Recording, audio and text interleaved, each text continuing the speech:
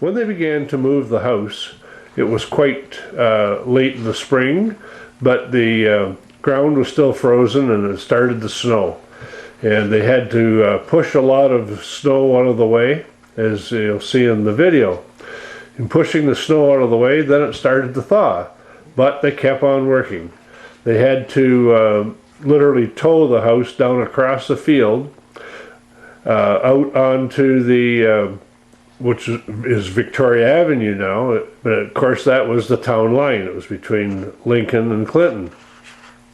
Onward, lads, and ford the 20. Well, the 20 being the 20-mile creek, and they were crossing the creek at the terminus of 24 Highway, or Victoria Avenue, and there was an old school there at that time, and they were able to get between the fence and the road. Of course, the bridge was a single-lane bridge at that time, so they had to take the house across through the creek.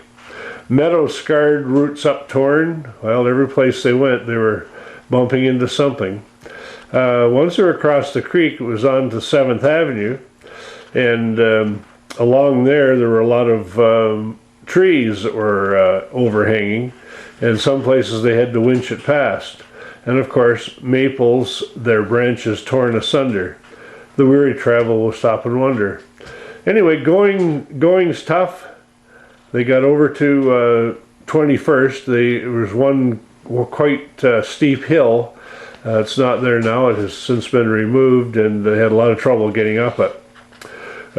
Falls a bit of plaster and lath. Well, as they went past some of the houses, or some of the trees rather, with the house, some things did fall off, and damage surveyed by Mr. Staff, which was my father, Lavelle Staff.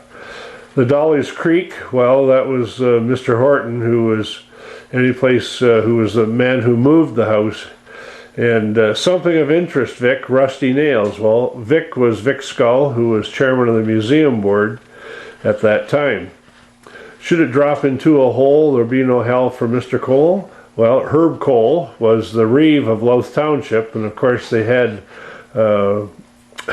requisitioned most of the equipment that the town owned, the dump trucks and graders and all that, to help push or pull this thing. The chief upset in a frenzy, consoling him as Fred McKenzie. Well, Fred McKenzie was a deputy reeve at that time. As they got on to 21st and 6th, to the wayside of fallen bricks, along the glen of Wooded Charm. Now that's along the 20-mile creek as it went on 21st Street.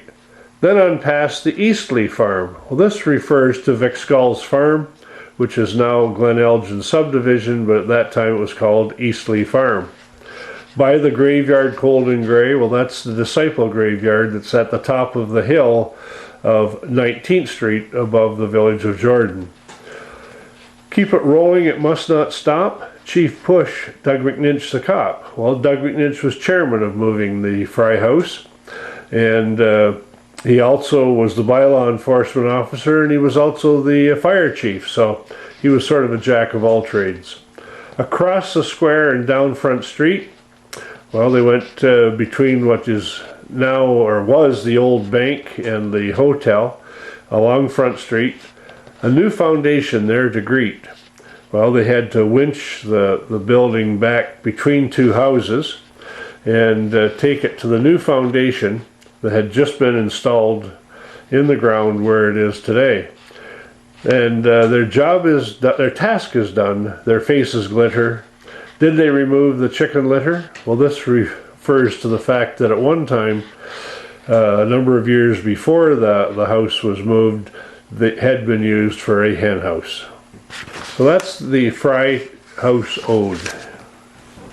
I'm Howard Staff. I was 16 years old when they were moving the house, and I was at the beginning when they started to move it off the foundation, and was there every day. My father was there practically every day with the bulldozer because something had to be moved, and both father and myself have been chairman of the museum boards at the Jordan Historical Museum of the 20.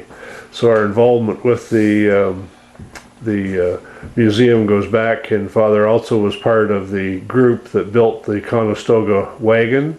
I also moved the cider press and built the building that's over the cider press later on. The names you see here are some of the names of people who helped move the Fry House to the location where it is today.